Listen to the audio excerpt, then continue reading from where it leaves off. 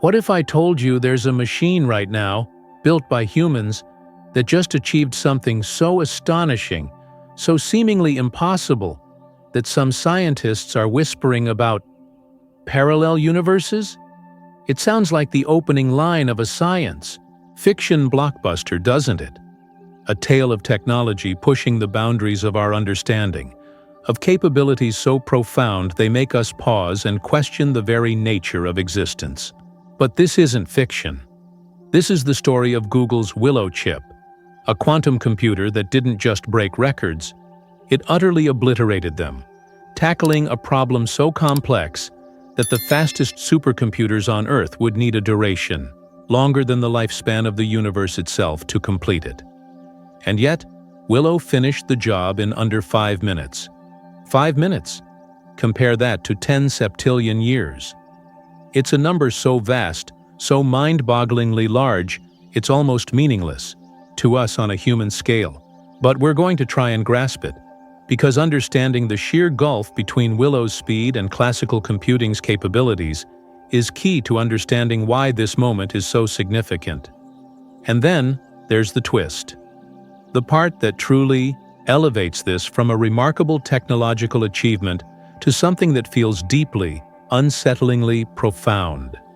Some physicists, grappling with the almost supernatural speed and power of this quantum system, are starting to seriously entertain an idea that has long been confined to theoretical physics papers and late-night dormitory debates: the multiverse.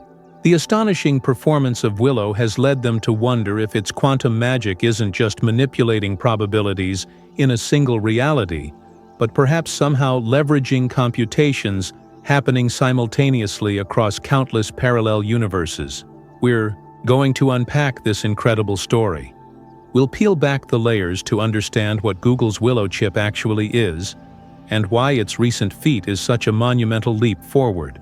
We'll break down the foundational principles of quantum computing in a way that, I hope, makes sense, even if your last physics class was a long time ago.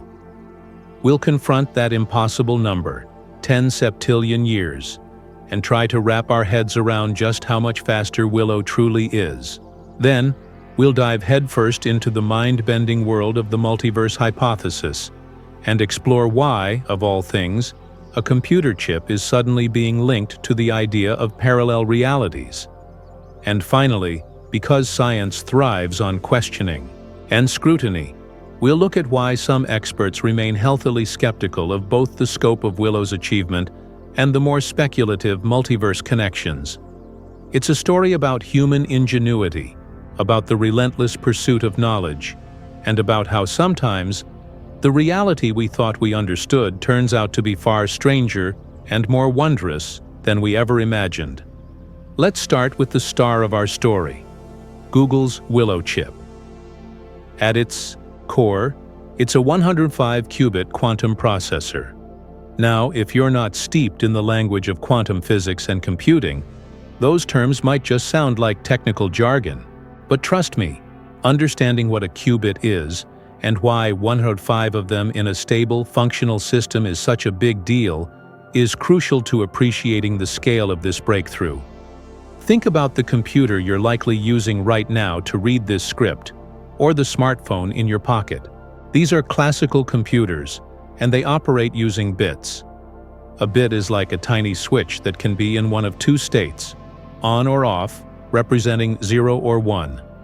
All the information your computer processes, from complex video streams to simple text documents, is ultimately broken down into sequences of these zeros and ones. It's the fundamental language of classical computation. Quantum computers, on the other hand, speak a different, far more complex language. They use quantum bits, or qubits. And this is where things get fascinating, because qubits don't just live in those two simple states, 0 or 1. Thanks to the weird and wonderful rules of quantum mechanics, qubits leverage two key principles that classical bits simply can't touch: superposition and entanglement. Let's try and wrap our heads around superposition first. Imagine a classical bit as a light switch. It's either definitely on 1 or definitely off 0. Now imagine a qubit like a light dimmer switch, but a quantum one. While it can be in a state of just 0 or just 1, it can also exist in a combination of both states simultaneously. It's not flipping rapidly between 0 and 1. It's genuinely in a state of being both at the same time. Think of a coin spinning in the air. Before it lands, is it heads or tails? Well, in a sense, it's in a state of superposition. It has the potential to be either heads or tails. A qubit takes this idea and makes it the fundamental unit of information. It can represent a spectrum of possibilities between 0 and 1, or even be in a probabilistic combination of both. Now add entanglement into the mix. Entanglement is even stranger. It's a quantum connection between two or more qubits, where their states become linked, no matter how far apart they are. If you measure the state of one entangled qubit, you instantly know something about the state of the other, even if they are miles apart. It's like having two magically linked dice.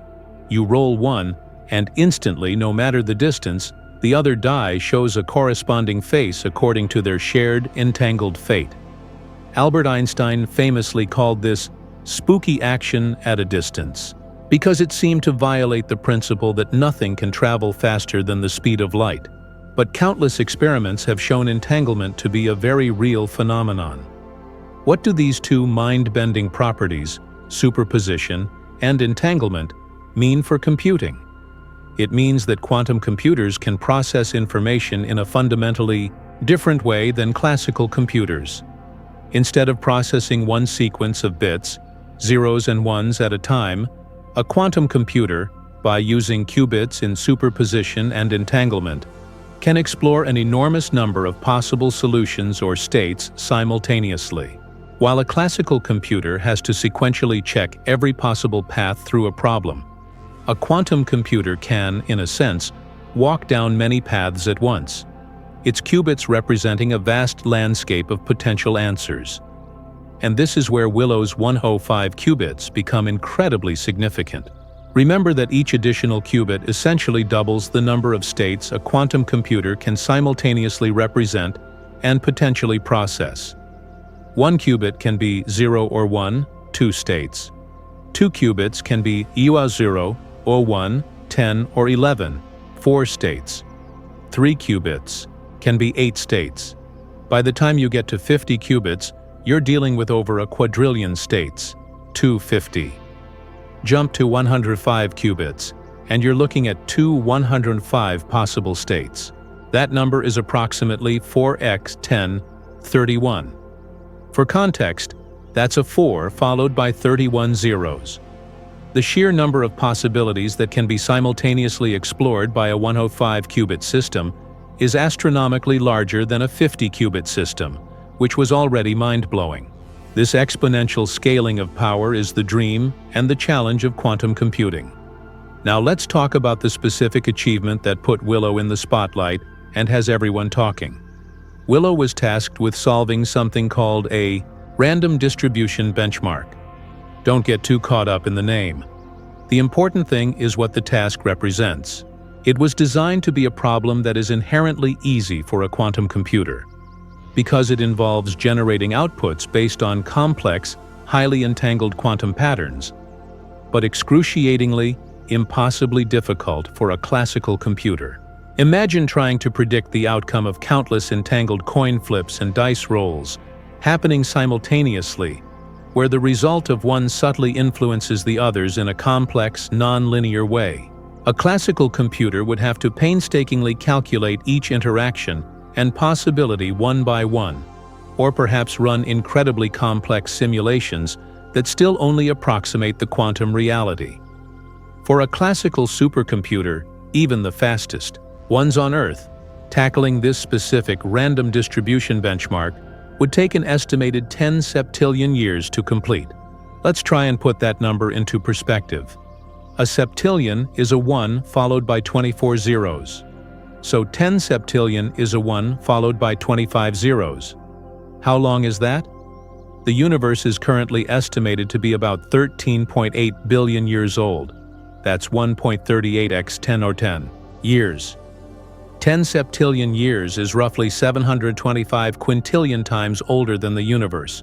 Imagine the entire history of the universe unfolding, from the Big Bang to the present day, and then repeating that cycle over and over again, quintillions of times. That's the kind of timescale we're talking about for a classical computer to solve this problem. It's a number that transcends human comprehension of time. And Willow did it in under 5 minutes. This result isn't just about showcasing raw speed, though the speed difference is certainly the headline. It's about proving a fundamental concept, that quantum computers can tackle problems that are not just hard, but effectively impossible for classical computers, regardless of how much computing power or how much time they are given. Scientists call this threshold, this point where a quantum system decisively outperforms even the most advanced classical machines on a specific task: quantum supremacy. Google first made a claim of achieving quantum supremacy back in 2019. At that time, they used a 50-qubit chip called Sycamore. Sycamore solved a problem that Google estimated would take the most powerful classical supercomputers around 10,000 years. They completed it in about 200 seconds, just over 3 minutes. It was a groundbreaking claim, but it also sparked debate. IBM, a major player in quantum computing themselves, challenged Google's estimate, arguing that with a more optimized approach using classical supercomputers, the task could potentially be done in days, not millennia. While still a significant quantum speedup, days is a far cry from 10,000 years. And the term supremacy felt, to some, slightly premature or overly hyped, based on a problem specifically tailored for quantum advantages. This time, with Willow, the leap to 105 qubits fundamentally changes the equation. As we discussed, every additional qubit doesn't just add power, it doubles the accessible state space. Going from 50 to 105 qubits represents an increase in the number of simultaneous possibilities the chip can explore by a factor of 2 to the power of 55 to 55. That's over 36 quadrillion times the number of states the 50-qubit Sycamore could handle simultaneously. This exponential jump makes the task solved by Willow exponentially harder for any classical computer to simulate or replicate. The time estimate of 10 septillion years, while still an estimate and subject to scientific scrutiny and future algorithmic improvements, represents such a gargantuan difference compared to 5 minutes that it is far less likely to be bridged by classical optimization alone. Willow isn't just twice as good as Sycamore, it's orders of magnitude ahead in terms of the complexity of the quantum states it can manage and compute with. This achievement feels like a much more definitive step across the quantum supremacy threshold. But Willow's significance isn't just about the number of qubits or the speed of the calculation. It also incorporates cutting-edge techniques to address one of the most significant hurdles in the race towards practical quantum computing: fragility. Quantum systems are incredibly delicate. Those precious superposition and entanglement states, which give quantum computers their power, are easily disrupted by tiny interactions with the environment. Things like stray electromagnetic fields, vibrations, or even just thermal noise, heat. This disruption causes the quantum state to decohere, collapsing the superposition and destroying the entanglement, leading to errors in the computation. It's like trying to perform a complex, high-precision ballet on a stage that's constantly shaking. Google's work on Willow includes significant advancements in error correction and mitigation techniques. While we are still far from having truly fault-tolerant quantum computers, which would require millions of qubits dedicated to error correction alone, the progress made in stabilizing Willow's 105 qubits and maintaining their coherence for long, enough to perform this complex benchmark task, is a critical step. It shows that scientists and engineers are getting better at taming the quantum beast, finding ways to build and control these incredibly sensitive systems with increasing reliability. This progress is absolutely essential because without sufficient stability and error handling, Even a quantum computer with 1 billion qubits would be useless if the delicate quantum states holding the computation together fall apart before the calculation is finished. Willow demonstrates that the engineering challenges, while immense, are being steadily addressed. So, what does all this mean for the future? Right now, Willow's headline-grabbing achievement involved solving a highly specific, theoretical problem, designed to showcase quantum advantage. It's not immediately useful in a practical sense, like designing a new drug or breaking modern encryption. It's like building the fastest engine ever conceived, and first testing it not in a car on a public road, but on a specialized track in a controlled environment, designed solely to demonstrate its maximum theoretical speed.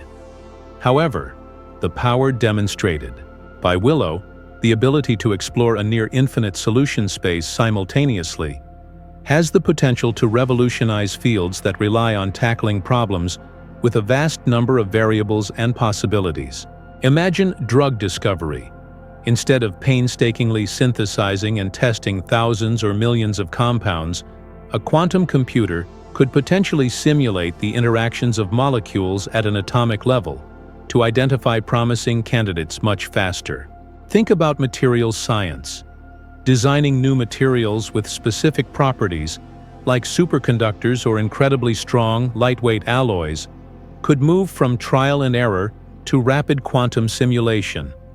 Cryptography could be transformed. Existing encryption methods might be broken by quantum computers, a scary thought, but quantum mechanics also offers the potential for creating entirely new, fundamentally secure encryption methods. Even tackling complex global challenges like climate change could benefit from quantum simulation to model climate systems more accurately or design novel carbon capture technologies. Willow is a milestone, a powerful proof of concept. It's not the destination, but it's a blindingly bright glimpse of the incredible possibilities that lie ahead. It confirms that the quantum approach to computing is not just theoretical fancy, it is unlocking a fundamentally new level of computational power. Now let's talk about the part of this story that is truly blowing people's minds. The idea that takes us beyond circuit boards and cryogenic cooling systems and into the realm of fundamental physics and potentially reality itself. Parallel universes. It absolutely sounds like something conjured up by a brilliant science fiction writer for a Marvel movie plot or a cosmic adventure. Parallel realities, alternate timelines. It's a staple of imaginative storytelling. But the idea that has entered the conversation around Willow isn't pure fantasy. It actually comes from a serious branch of theoretical physics, specifically from efforts to interpret the bizarre rules of quantum mechanics. This is where the concept known as the multiverse hypothesis comes into play. As we've discussed, quantum mechanics tells us that particles and systems can exist in multiple states, at once through superposition. An electron can be spinning both up and down simultaneously, or a qubit can be both 0 and 1. But here's the mystery. When we observe or measure a quantum system, it seems to collapse out of its superposition and into a single, definite state. That spinning coin lands as either heads or tails, never both. For decades, the dominant interpretation of this phenomenon, known as the Copenhagen interpretation, has been that before measurement, the system exists as a range of probabilities, and the act of measurement forces it to randomly select one of those probabilities to become reality, with the other possibilities simply vanishing. But back in the 1950s, a physicist named Hugh Everett III, and later significantly championed and expanded upon by figures like David Deutsch, a pioneer in quantum theory and computation, proposed a radically different interpretation. What if those other possibilities don't disappear? What if, instead of collapsing into a single reality, the universe actually splits, with each possible outcome of a quantum event occurring in its own separate parallel universe? This is the core idea behind the many worlds interpretation, NWI, of quantum mechanics. According to the many worlds interpretation, Every time a quantum event with multiple possible outcomes happens, the universe doesn't choose one outcome.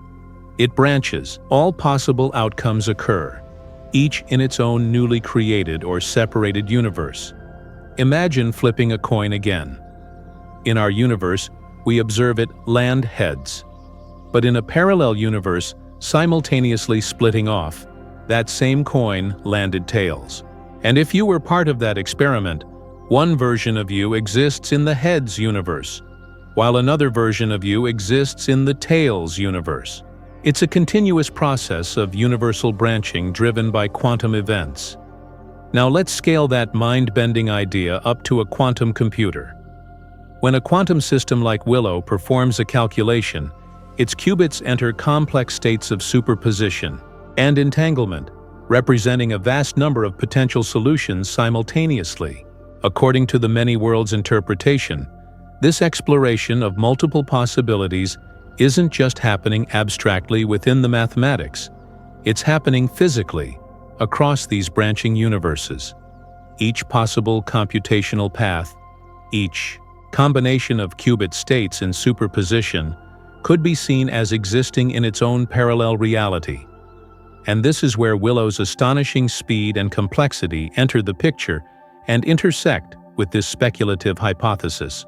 Its ability to solve a problem so incredibly complex, so quickly, by exploring such a vast state space simultaneously, makes some scientists wonder if it's somehow benefiting from this supposed multiversal structure. Could it be that the calculation isn't just happening in our universe? Could it be that, if the many worlds interpretation is correct, the quantum computer is effectively distributing the computational load across these countless parallel realities, with billions or even trillions of versions of Willow in different universes, each working on a tiny part of the problem, and somehow the final result emerges or is accessible in our reality? It sounds absolutely insane, right? Like something ripped from the most imaginative science fiction. But within the framework of the many worlds interpretation, it's a possibility that arises from the theory itself. If the universe is constantly branching based on quantum outcomes and a quantum computer is leveraging those quantum outcomes, then perhaps its power stems from this inherent parallel structure of reality. It's one way, albeit a highly speculative and controversial one, to try and explain the seemingly magical speed and capacity of quantum computation compared to anything classical computers can ever hope to achieve. Of course, this is far from being the universally accepted view. As mentioned earlier, the Copenhagen interpretation remains the most widely taught and used framework for understanding quantum mechanics for practical purposes. Under Copenhagen, the wave function simply collapses upon measurement, and the other probabilities cease to exist. There's no need for parallel universes. The quantum state is just a description of our knowledge, or lack thereof, of the system's properties before we measure it.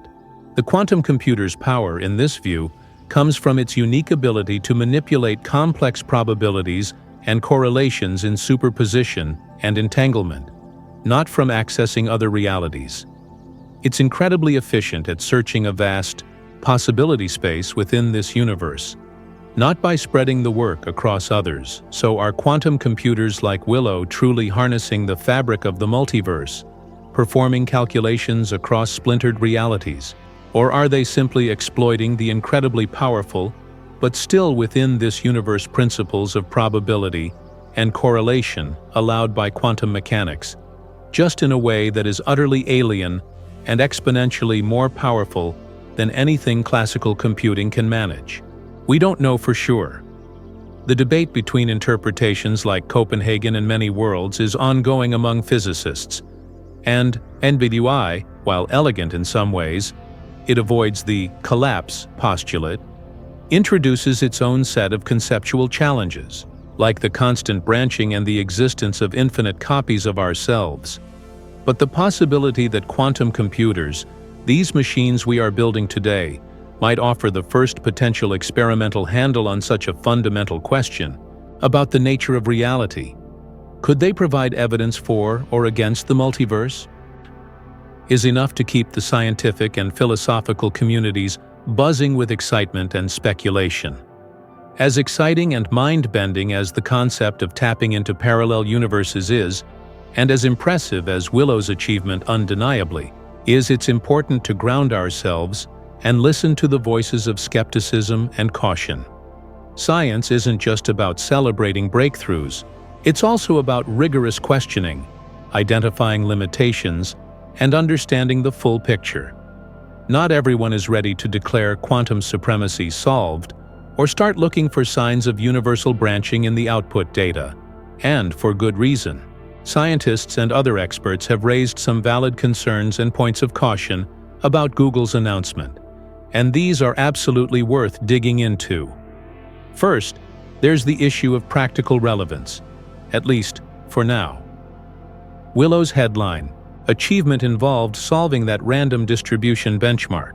This problem was specifically chosen because it's easy for a quantum computer to handle due to its reliance on inherent quantum properties, but incredibly difficult for classical computers to simulate or calculate precisely.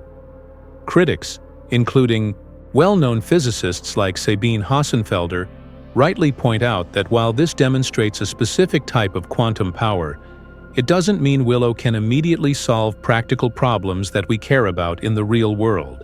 It's like building the fastest race car ever, proving it can set an unparalleled lap time on a custom track designed just for that purpose, but not yet showing it can navigate traffic, drive on rough roads, or even carry groceries. It's undeniably impressive engineering, a critical proof of concept, but its immediate usefulness is theoretical. The challenge now is to find or develop algorithms and problems that leverage this quantum power for tasks beyond these specific benchmarks, tasks relevant to chemistry, materials science, optimization, and more.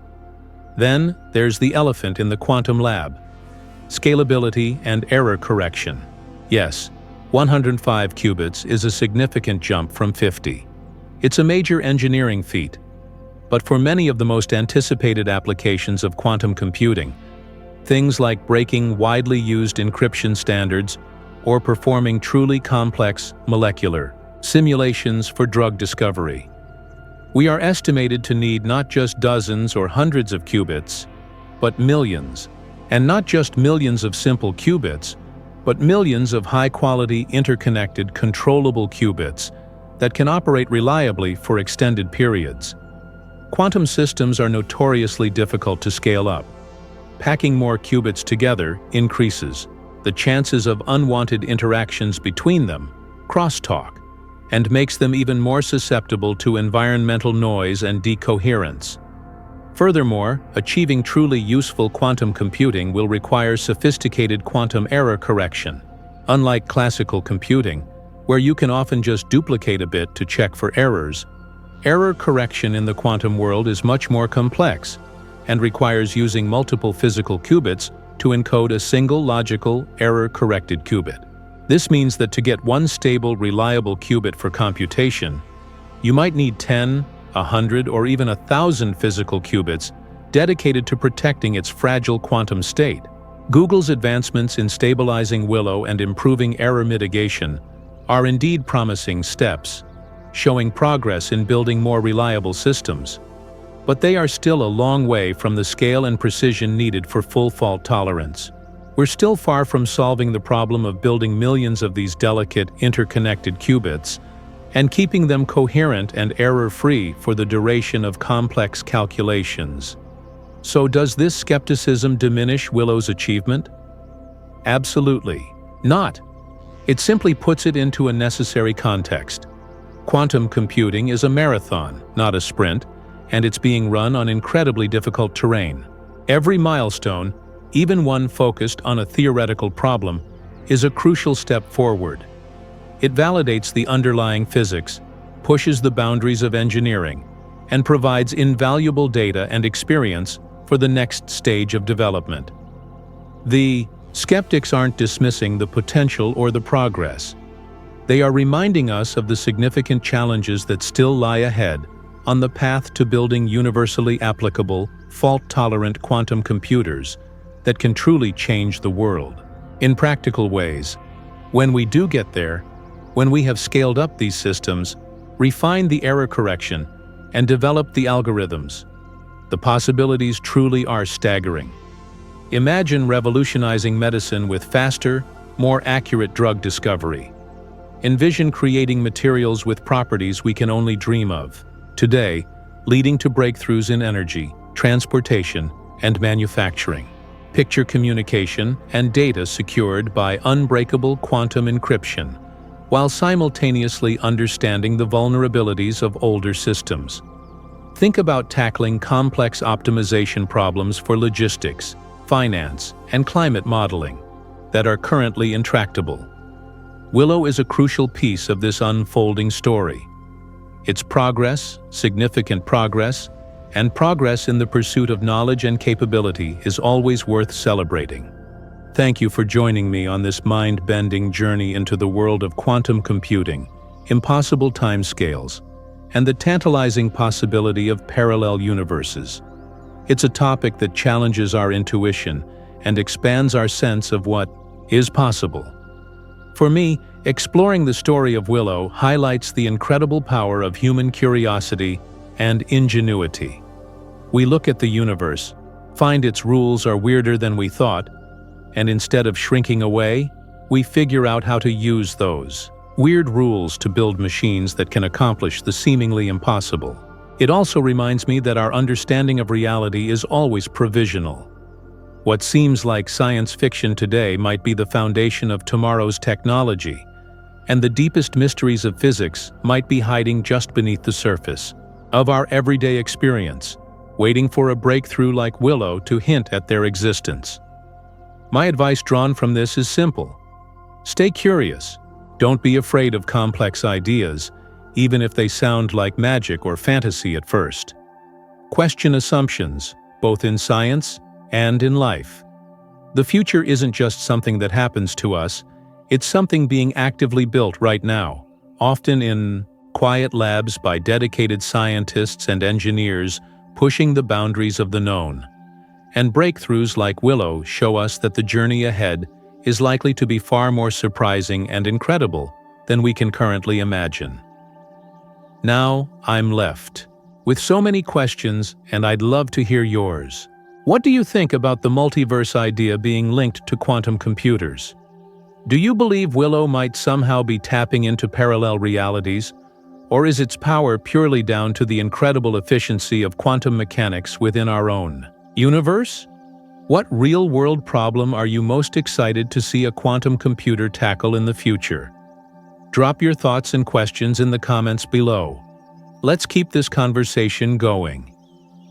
If you enjoyed exploring this fascinating frontier with me, please take a moment to like this video, share it with anyone else you think would be intrigued by this story, and subscribe to the channel to join me for more explorations of science, technology, and the mysteries of our universe.